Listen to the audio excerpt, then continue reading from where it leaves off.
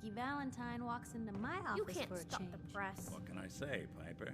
You, me, and hard luck all seem to run together like acid rain down an old sewer. You, including your client here in that analogy? So, you two are finally letting me in on this little case of yours. What's the story? Where do you want me to start? The part where Kellogg turned out to be working for the Institute? Or the part where he told me they have Sean? The Institute. Oh boy. I've been investigating these creeps for over a year now. The Commonwealth's boogeyman. Feared and hated by everyone. True enough. Sometimes they snatch people in the middle of the night, and sometimes they leave old synths behind to remind us that they're out there, but to this day, there's one thing nobody really knows. Where the Institute actually is.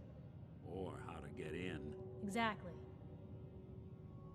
But there's one person who has to know, right? The guy who just handed them Sean. Kellogg. Huh. What about him? He had to have a way in and out. But, well, we both know that angle is cut off. Yeah. Any other ideas, Nick? Talk about a literal dead end, huh? So, a murderer and a kidnapper gets his brains blown out by an avenging parent. Huh. Be a great ending if we didn't still have the biggest mystery in the Commonwealth to solve. So, what now? Gets his brains blown out. Huh. His brains. You know, we may not need the man at all. You're talking crazy here, Nick. Got a fault in the old subroutines? Look, there's a place in Good Neighbor called the Memory Den. Relive the past moments in your mind as clear as the day they happened. If anyone could get a dead brain to sing, it'll be Dr. Amari, the mind behind the memories. Who's this Dr. Amari? I'll let her give you her life story in person. Let's stay focused. I guess we're gonna need a piece of Kellogg's brain. Enough gray matter to bring to Amari and find out if this is going to work. Jesus, Nick. Gross. Seriously? I know it's grisly, but what choice do we have? We got no leads, nothing. That old Merc's brain just might have all the secrets we need to know.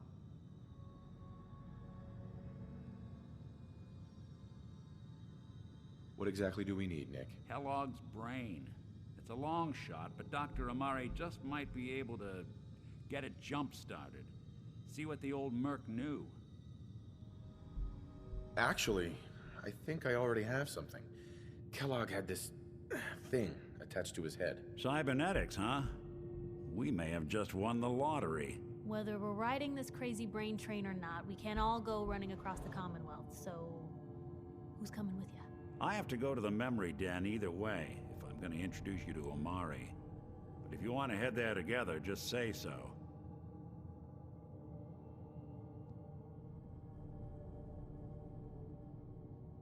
It's you and me, Nick. Let's get going. Don't worry. We're gonna get your boy back.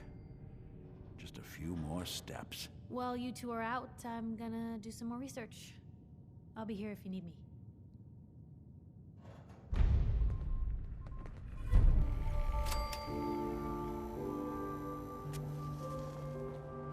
Well, it's the detective. Tracking down another wayward husband to his mistress? Why? Someone stand you up? You trying that, what do you call it? Evasive language on me? And who are you, huh? Valentine's new dick in training? What's it to you? Gotta know who's backing who in Good Neighbor. I ain't never seen you before. Maybe you're in the market for a little insurance? Insurance? That's right. Insurance. Personal protection, like. You hand over everything you got in them pockets, or accidents start happening to you. Big, bloody accidents. Whoa, time out. Nick Valentine makes a rare visit to town, and you're hassling his friend here with that extortion crap? Good to see you again, Nick. Hancock? What do you care? He ain't one of us. No love for your mayor, Finn? That's it. letting outsiders walk all over us. One day, there'll be a new man. Come on, man. This is me we're talking about. Brotherhood of Steel. Better stay out of Good Neighbor. All I'm saying. Now, why'd you have to go and say that, huh? Breaking my heart over here. Yep.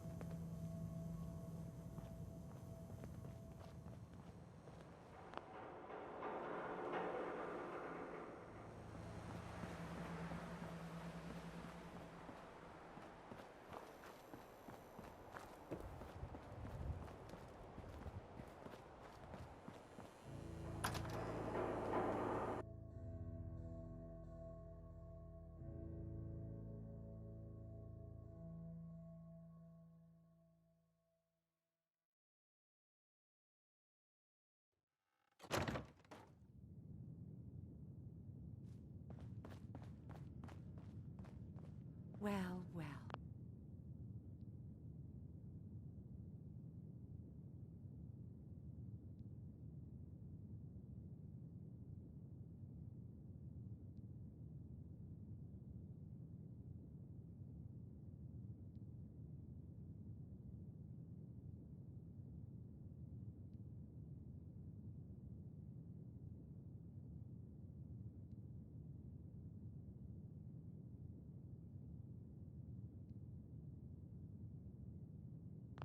Mr. Valentine, I thought you had forgotten about little old me.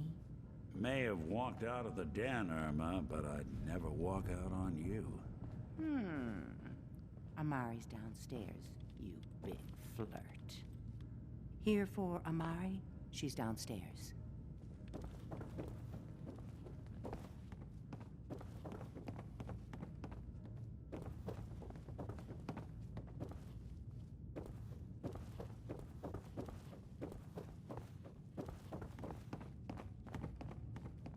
Dr. Amari?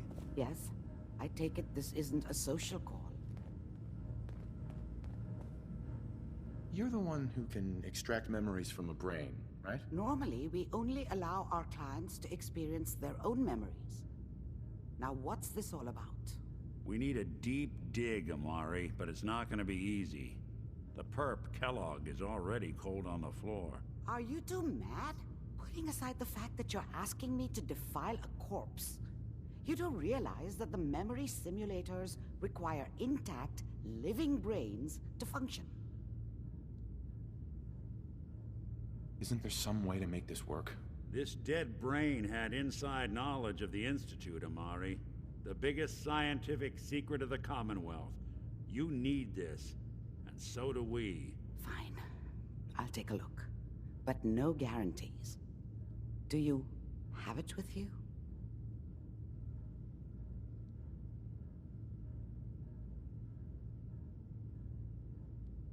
How much of the brain do you need exactly? That is not an encouraging question. I suppose I'll have to make do with whatever you can find. Could you say that like Dr. Frankenstein? Igor, fetch me the brain. No? No, I will not. Now, do you have it? Here's what I could find. What's this? This isn't a brain. This is... Wait, that's the hippocampus. And this thing attached to it? A neural interface?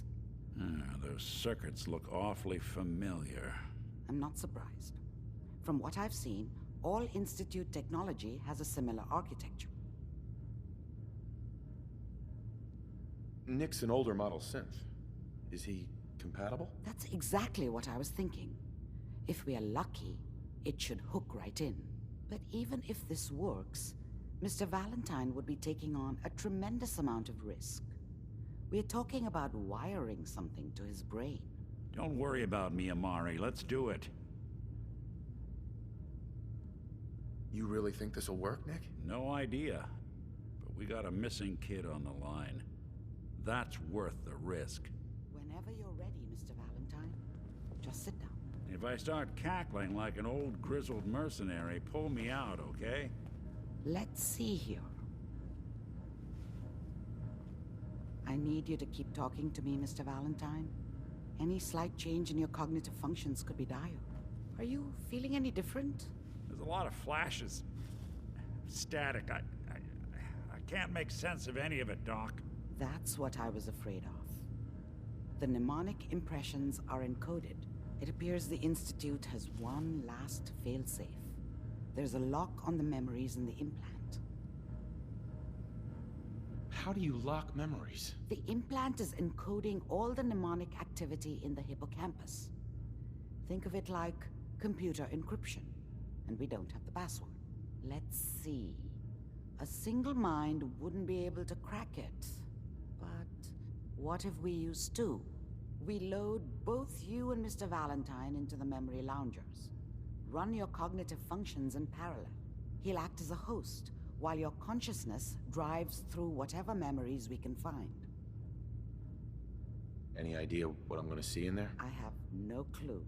But considering we only have a single piece of the medial temporal lobe and not the whole brain, I doubt it'll be cohesive. All right, let's get started. Just sit down over there and keep your fingers crossed. See you on the other side.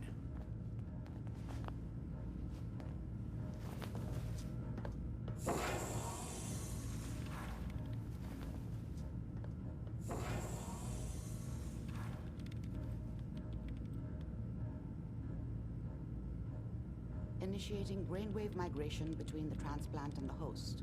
Mnemonic activity coming from the transplant. It's degenerated, but it's there. We're going to load you into the strongest memories we can find. They might not be stable. Just hold on.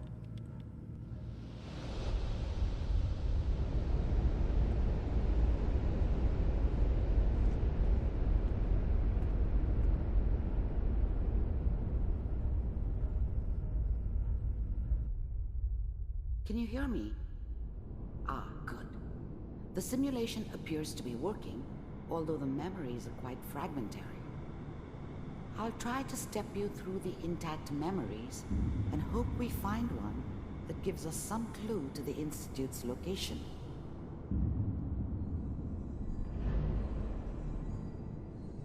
There.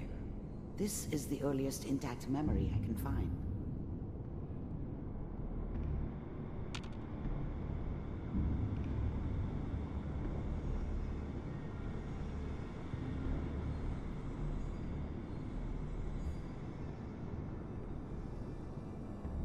Remember, you are experiencing these memories as Kellogg. This may prove disorienting at first.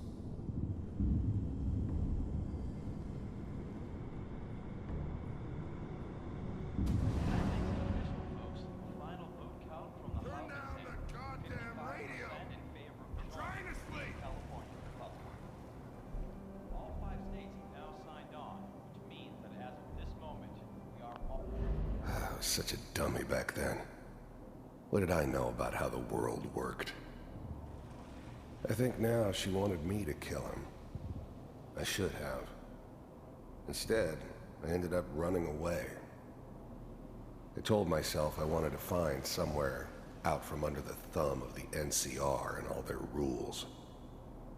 But really, I was running from the guilt of not protecting her from Dad.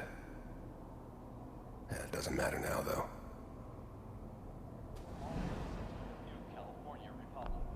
Mom knew how it was. She wasn't soft, but she loved me in her way. And she protected me from Dad. That cost her more than a few beatings. I never knew what happened to her after I left. I didn't want to know. Not then. Dad was either drunk or not around. I guess he must have run with one of the raider gangs, but I never really knew what he did. Don't know why Mom was with him. Maybe at some point in his life he wasn't a complete asshole.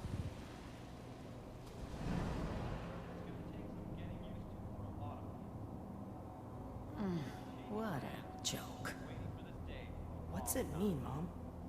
Nothing, Connie. People like to talk and hope someone else is going to keep...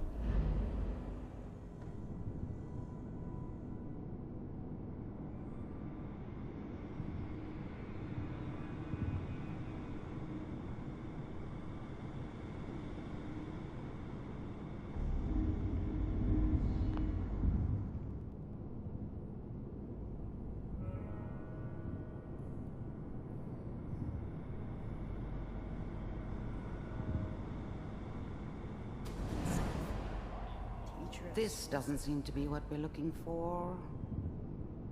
There appears to be another intact memory close to you in temporal sequence. There. Try that one.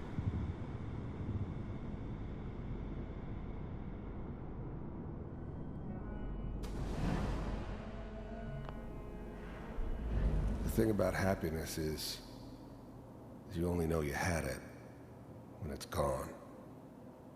I mean, you may think to yourself that you're happy, but you don't really believe it.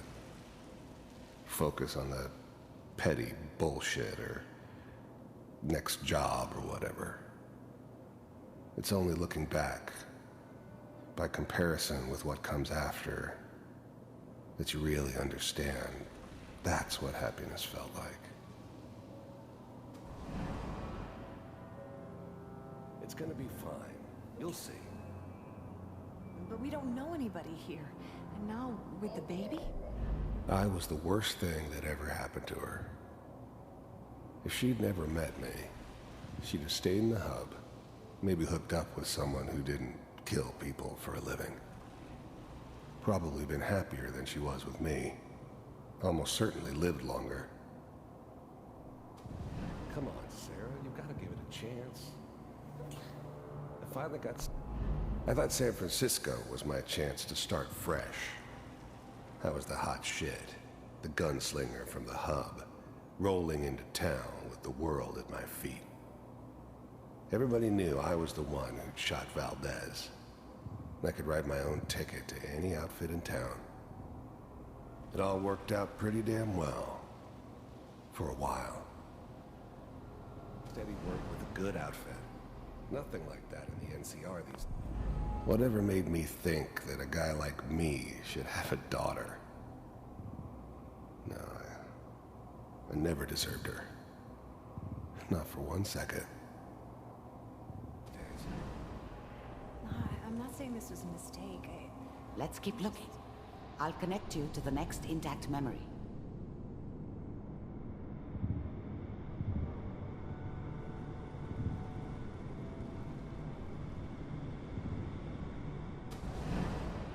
How did you think this was gonna end, Kellogg? You thought you could just fuck with us, and we wouldn't fuck with you? Just so you know, they died like dogs. And you weren't there to help them.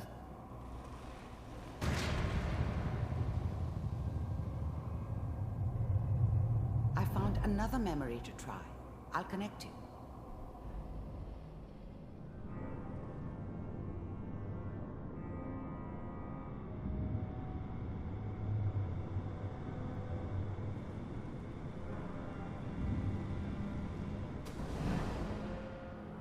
Mind if we sit down? There's always someone who wanted someone else dead. Sometimes just roughed up, but dead was usually what they wanted. Sometimes they thought they could cheat me. That was usually only when I first arrived somewhere. Didn't matter to me. They just took it as part of the job. Little extra thrown in for free. I always got paid in the end. One way or another. Suit yourself. I didn't care where I was going. Ended up mostly wandering east. Getting as far away from San Francisco as I could, maybe.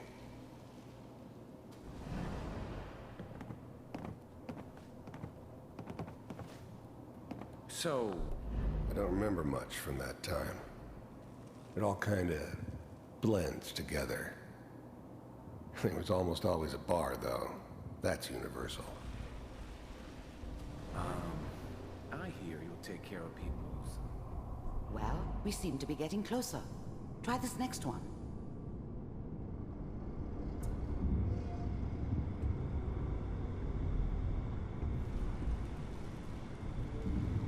Mr. Kellogg, I'm glad you decided to meet with me. So, you're with the Institute. I wanted to see for myself if you really existed. We do, as you can see. What do you want? It's come to my attention that you've been rather disruptive of our operations lately.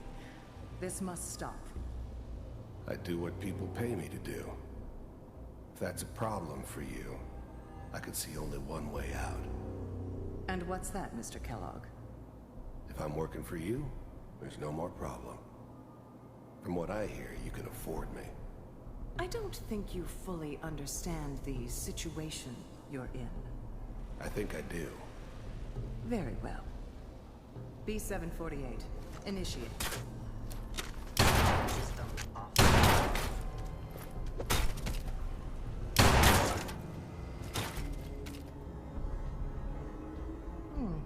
Impressive.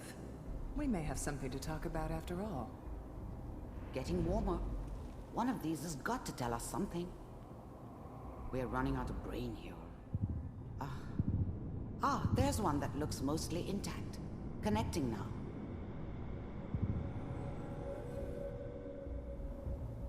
Manual override initiated. Cryogenic stasis suspended. Vault computers are still working. That's good. Checking through the logs. Hopefully it's all... Just find it. Pod C6. Down the hall near the end.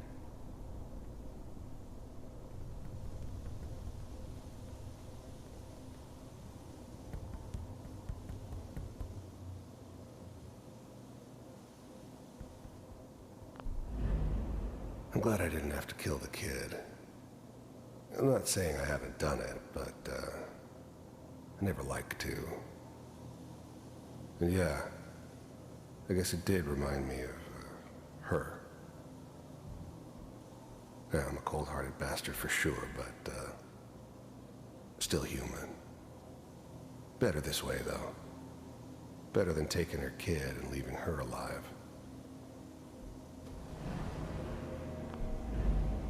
Even then, I knew it was a mistake leaving him alive. I understood that kind of revenge. No one better.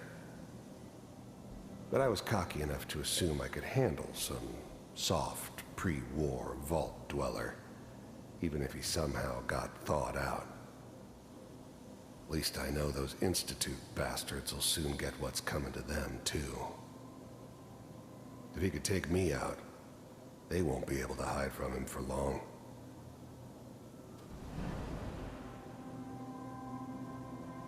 This is the one. Here. Open it.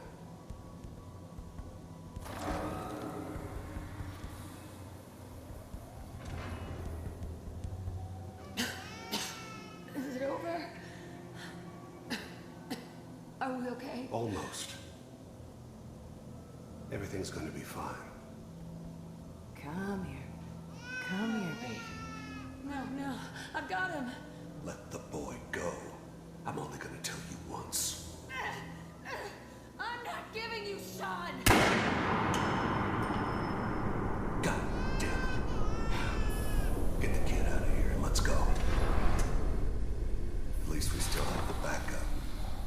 Cryogenic sequence reinitialized. What's the holdup? I'm almost finished, Kellogg. I just need to confirm.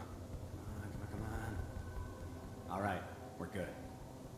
I'm sorry you had to go through that again. I found another intact memory. Whenever you're ready.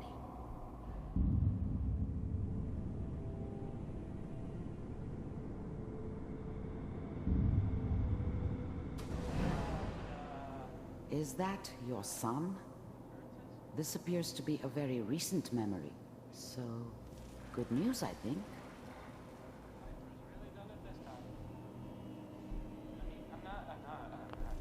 Wasn't my idea to settle down with the kid in the middle of Diamond City. I thought it was a terrible idea, actually. But it was one of the old man's pet projects, so here we were. Me and the kid. Like a happy little family. I ended up kind of liking it. A reminder of what my life might have been if things had turned out differently. But there's no going back. I knew it was just temporary. It'd be back to normal business before too long. This whole setup in Diamond City was part of some elaborate plan of the old man's. Seems obvious now that we were bait for our friend from the vault. Timing couldn't have been an accident. It's not how the old man works. I wonder if he outsmarted me in the end. Another loose end tied up.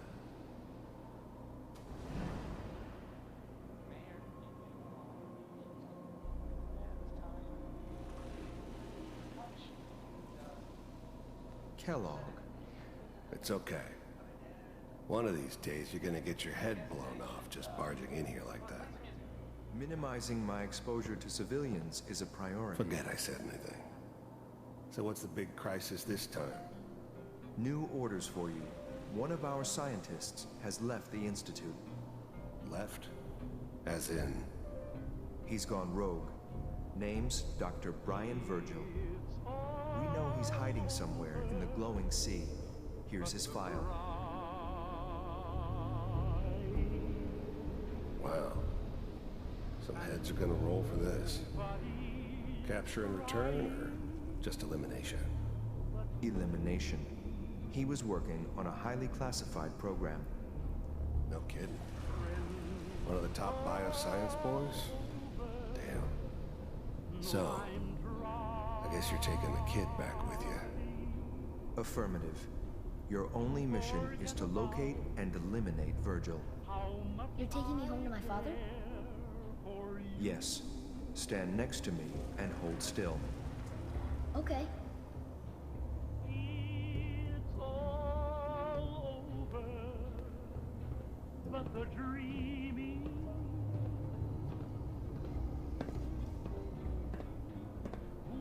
X688, ready to relay with Sean. Bye, Mr. Kellogg. I hope I see you again soon. Bye. Teleportation. Now it all makes sense. Nobody's found the entrance to the Institute because there is no entrance. Let me pull you out of there as soon as you're ready.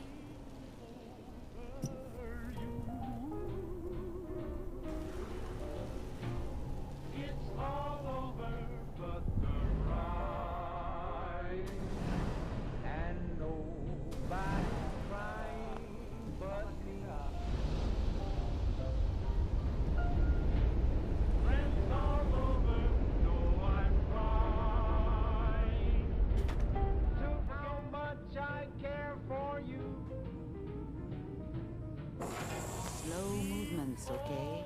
I don't know what kind of side effects the procedure might have had. No one's ever done this before. How do you feel?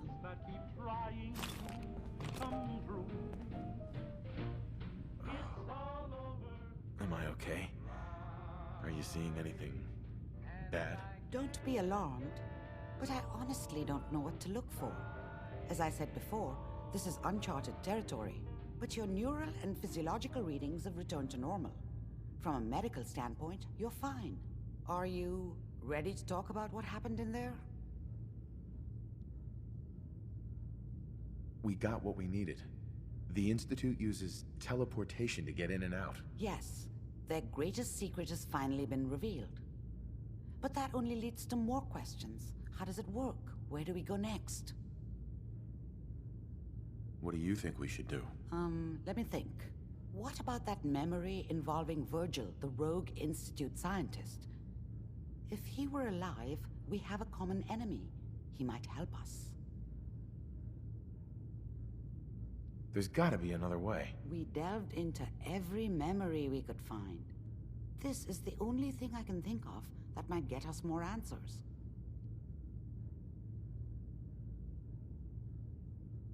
I don't know.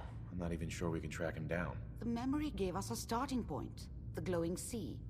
But that can't be right. Trying to survive there is unthinkable. Why? What makes the glowing sea so dangerous? The name says it all. Radiation. So much that nothing there could possibly live. Nothing pleasant. Navigating radioactive hazards is nothing new. But the glowing sea can kill a man in seconds. That's why it doesn't make sense. Virgil fleeing into that hell. The exposure alone. That's why he's there. To make the Institute think twice about following him. That must be it. He's using the radiation and the glowing sea like a shield, or a cloak, a way to throw them off and be at an advantage. If Virgil found a way to survive there, you'll have to do the same. If you're going to follow him. How do I fight that much radiation, Doctor? There are chemical compounds. Rad-X, Radaway. You'd need as much as you could carry. Maybe more. A sealed environment suit would be great, if you could find one. Or maybe one of those suits of power armor? That would be perfect. I'll find a way to get through the rads. Don't worry. Good luck. And be safe. By the way, I unplugged Mr. Valentine first. Removed the implant while you were waking up. He's waiting for you upstairs.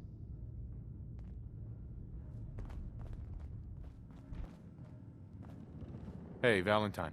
Hope you got what you were looking for inside my head. I was right.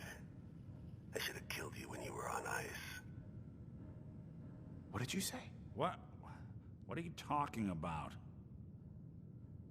You feeling all right, Nick? Yeah, I'm fine. Why? You sounded like Kellogg just then. Did I? Huh. Mari said there might be some mnemonic impressions left over. Anyway, I feel fine, so let's get going. We have to head into the glowing sea. Any advice? I'm a synth, so radiation isn't much of an issue for me, but an old suit of power armor might just be the guardian angel you're looking for. That, or you could buy up all the Rad-X and Radaway you can find from any chem dealer who's got it in stock.